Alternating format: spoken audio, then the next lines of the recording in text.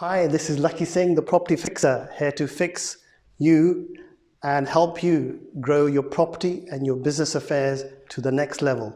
So if you're looking for knowledge and insights about how to get involved in property, solve your problems about scalability in your property business, then do watch our 20-minute clips. We've taken them from hundreds and thousands of videos that we've taken over the last 6 months, and we've broken down into simple chunks which can make them useful for you.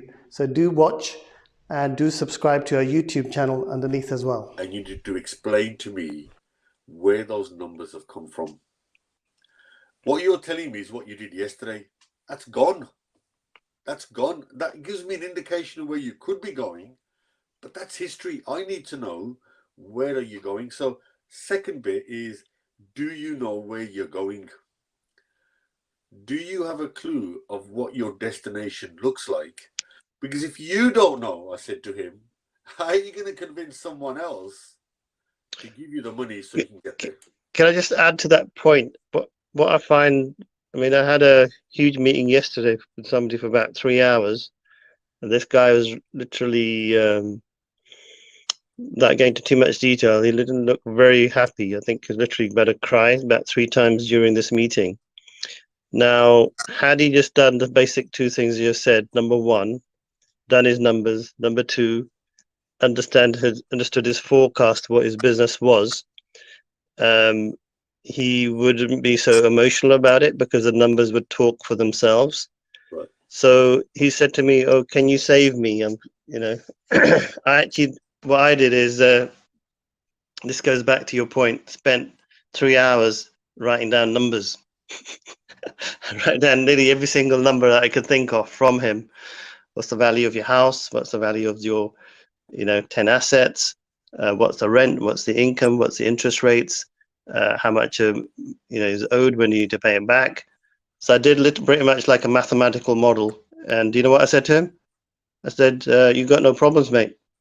He goes, "Why is that?" I said, "You haven't got any problems. It's just the biggest problem is one person here. Who's that?" He goes, "Oh, my investors." I go, "No." He goes, "Bank?" "No." So I said, "It's you." He goes, "Really?" I said, "Yeah, you're the biggest problem because you're not looking at your numbers properly. You're just looking at them. You're not really looking at the forecasting. You're not really understanding your numbers, not understanding really how to run your business. So you're the biggest problem." I said, "You need fixing." So he's going to come back next week and we're going to have a session with him. But I said, "You got no problems at all. If you just listen to the basics and put the fundamentals in, you'll be fine." So we've got 2 things there. So now, what are the other 8, Linda? I think, yeah, just to build on that, on your meeting itself.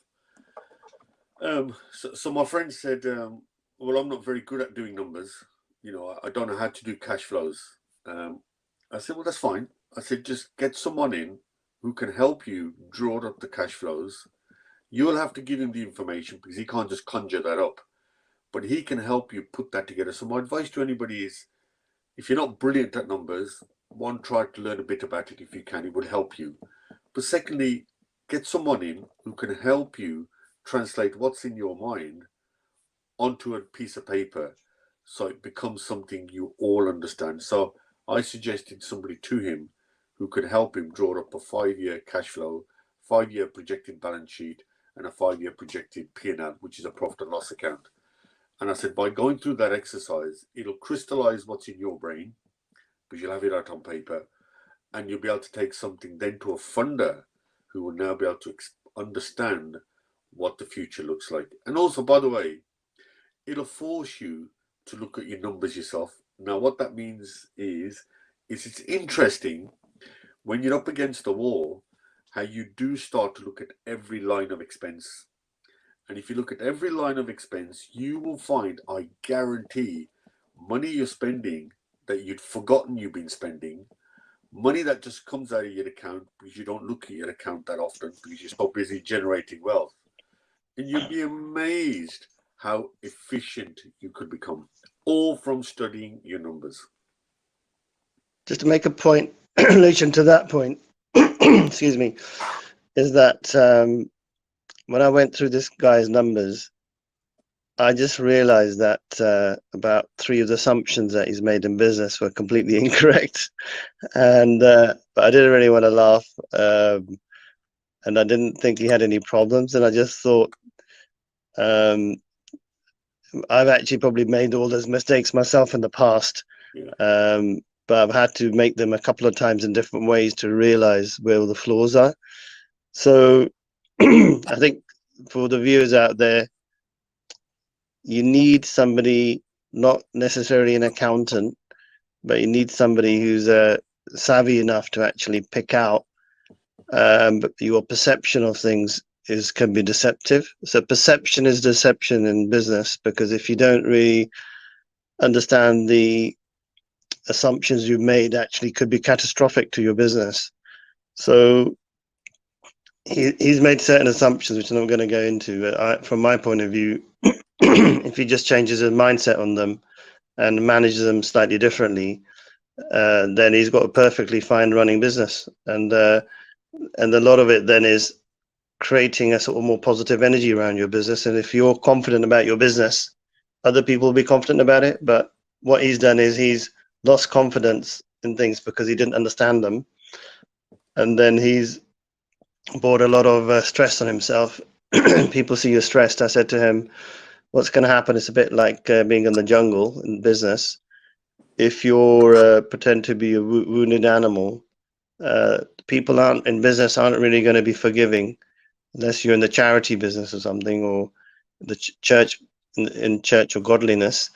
They're going to be thinking, what do we get out of this guy? They're not really going to be thinking, right, take my money. We don't want anything. They're going to be thinking, how do we have our food? And you're their food.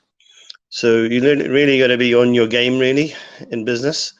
So I think that's quite critical. So I think number one is numbers. Number two is understanding your cash flows, I suppose, and your forecast. So continue. Yeah, I think the third thing then, so we're talking about sort of a pandemic, is communication. So how do you communicate internally and externally? So what I mean by externally is, are you communicating with your customers, your current customers? How often do you communicate with them? And are you keeping those lines of communication open so that they know you're still there, still doing what you've always done? And it's back to your other point. By doing that, if you are in trouble financially, then by having that dialogue with them, there might be some way you can work something out. So, if you've got suppliers that you need to pay, be open and frank with them and say, look, things are a bit difficult. Can we renegotiate how we pay? Because what most people do is they disappear under the bed and they ignore the phone calls. And then back to your point about mindset, then the mindset changes, and even the smallest problem becomes a big problem. And before you know it, all you can think about is problems. You're not in a solutions-based mindset, and you get drowned. And I mean, you get drowned. And if you've just been proactive at the start, got your numbers right, understood where the critical points were, and then start to communicate those, it's amazing where you can be and how quickly you can get out of this. I mean, you must know this. You must see this every day. Well, number three, definitely. I think there's 2 or 3 levels of communication as well, just for those of you out there who are in startups or mid-tier, top tier. If you're in a very large corporate, really need a stakeholder chart when you're managing projects or new business setups, because the stakeholder management charts, the way they work is you write down all your key people and how they need to be communicated to, and then you got to do those, set up a communication chart, how often you need to communicate with them, who's going to communicate with them, what type of communication. Is it going to be email, is it going to be text, is it a phone call? So that's at the top tier. For if you've got like 2-3 staff, or you're a one-man band, then what you need to do is pretty much what Linda says. You just need to be very clear really about which are the pivotal points in terms of ensuring the success of your business. And if you're not doing that, you're going to just get people's backs up if you owe money to somebody or to a supplier and you haven't paid them on time. So amazing points which sound really basic, but they're actually the fundamentals of any business, really. So what's the next one? And this thing, because I think we've got about 13 minutes now to pull out about another 7 out of the bag. No pressure. If we run out, we can always pick them up next time. I think that's true. I think the next one is, so just to pick that point, you know when someone's in trouble is when you ring them, they don't take your call, or they take a call, never ring you back. You know they failed in their first test of communication. They haven't been upfront with you, and you know it'll become more frantic as it goes on. Also, what will happen is the word will get round that this person's not returning calls, not paying the bills, and back to your point, it becomes a jungle then. What people then start to think is, this person is going down. I want my pound of flesh before he takes me down with him. And before you know it, the whole thing has escalated and everybody's after you.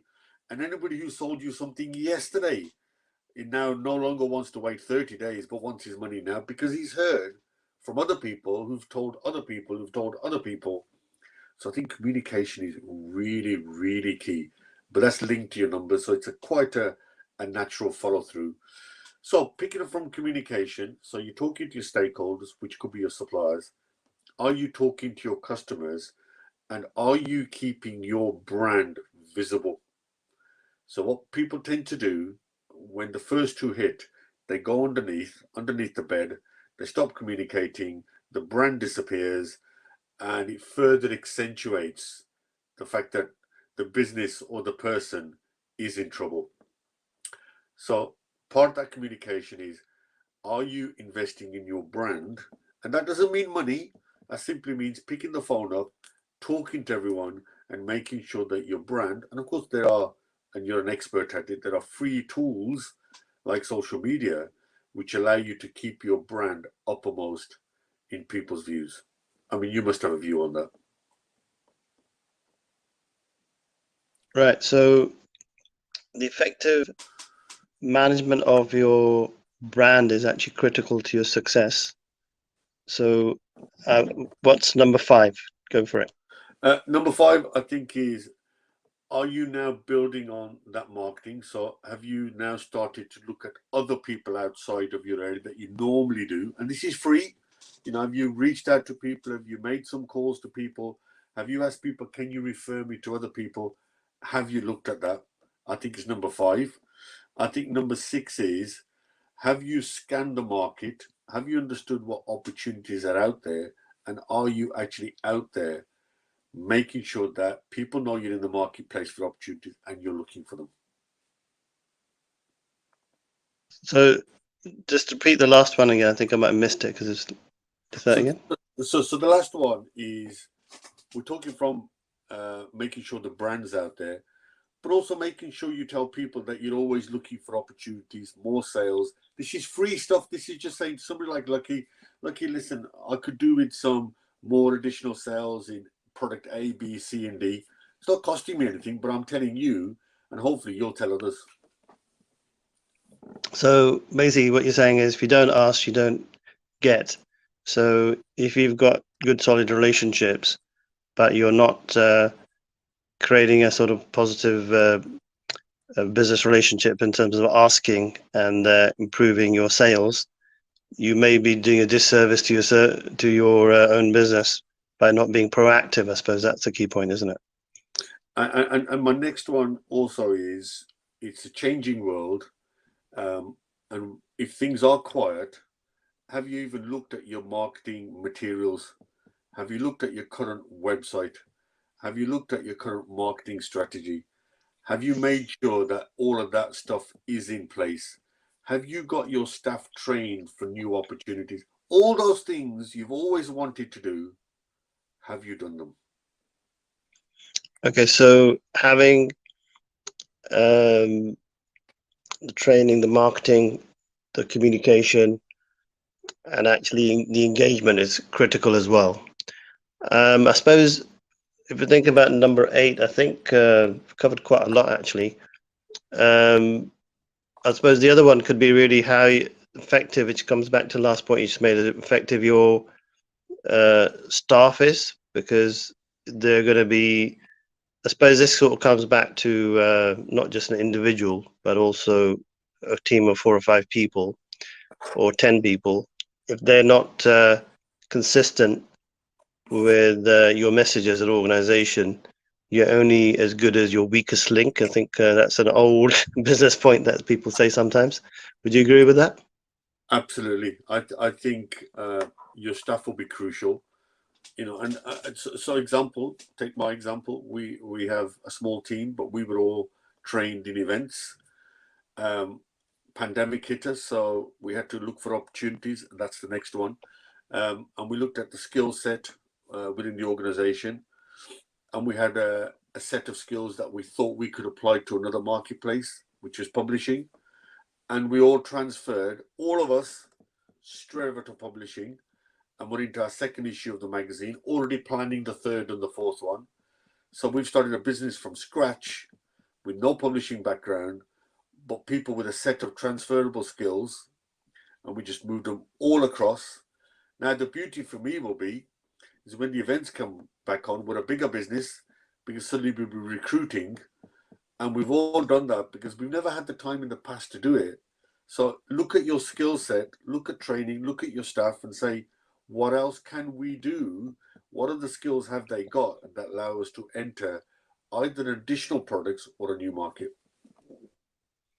Okay, so I think that's another nugget for you. You've got the training and the consistency of your brand and the communication. Then you've got really what are new products that you could bring out that from your current business as it is, but with minimal effort. For example, I met with a coach yesterday. Tend to have a lot of meetings in one day. Met with a sort of like an energy coach yesterday who helps people to raise their energy. And so he was saying he does 4 different things to get business out. One is one-to-one. One's energy. One's one-to-one. One's 1 to about 100 people. One is doing online sessions, but he says he wants to move everything to online.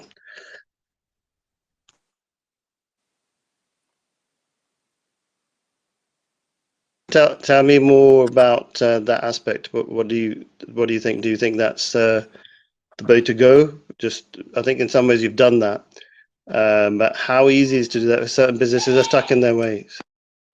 Yeah, listen. I think it is the word everybody was using only a couple of months ago was the word pivot. Can you pivot? And I think 2 things. Firstly, I think it's one of mindset. Do you have the mindset to go outside the boundaries you're comfortable with? So in other words, are you comfortable in going into areas that make you uncomfortable? That's the first thing, because only when you enter areas that are uncomfortable, in other words, something you're not familiar with, only then will you grow, because you'll be forced to learn new stuff. So I'm learning a hell of a lot about the publishing game. That's good. That will make me a better person. It'll make my team better. And when we come to the events, I think we'll be even stronger because we'll have picked up some additional skill set. I think, and I've run out of numbers here, even though we talked about numbers, I think we're on the 10th, but I'll pick that up and pick this up.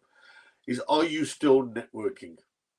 Are you still talking and communicating with people you know? Now, you might say, well, it's a bit difficult. We can't meet people. But actually, we're doing it right now, Lakhi Singh. You're in London. I'm in Birmingham. So we're still networking. So are you networking? And remember, we have the tools now that it doesn't cost you anything to network. As much as I enjoy having lunch with you, Lakhi, we've just got to accept that it's not possible. And now we have new tools like StreamYard, like Zoom, which should enable you really to network with even more people than you would do otherwise. There we have it. I think being a Punjabi, we don't really need to network because it's in the blood. Yeah. Because technically we're there as sevadars. In Punjabi, that means we provide a lot of service. Yeah. It's in our nature anyway. It's in the DNA of somebody that's called X Singh X. or X Singh.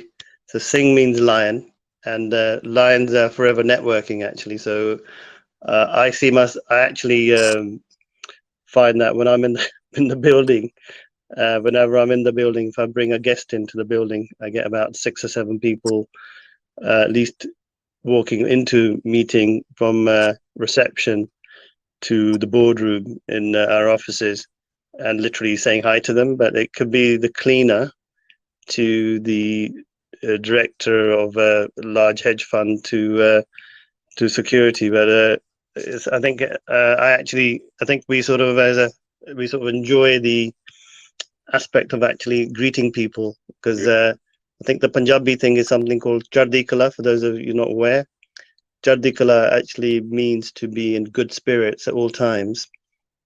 So although we may have setbacks in our lives, I'm sure everybody has some setbacks, but the idea is to always remain in a state of Chardi Kala, which is good spirits. So that actually could be networking could be number 9, and Chardi Kala, staying in good spirits, actually could be another one, couldn't it? I was going to finish with the word mindset, because you referred to the word mindset. If you do all of those 9 things, then I think you're in a good place and you'll have a positive mindset. But that's a consequence of doing the other 9, but also getting up in the first thing in the morning and having that positive mindset. And I think you have that positive mindset, believe me, you'll have a successful day. You will have a successful day. But you've got to do all those things that we've just referred to in very quick 15 minutes that we did. I think we're running out of time, but I did actually get quite a lot of messages from Deborah about 5G and the word perception, and also expanding the comfort zone. So we'll have to address them next time, but thank you, Deborah, for the inputs. We're a bit short of staff today, so I couldn't get all your messages in. For anybody I've missed today, apologies. But there we go, 10 points for you, all of you. And thank you again for everybody. But this is Ninder Singh and Lakhi Singh signing out.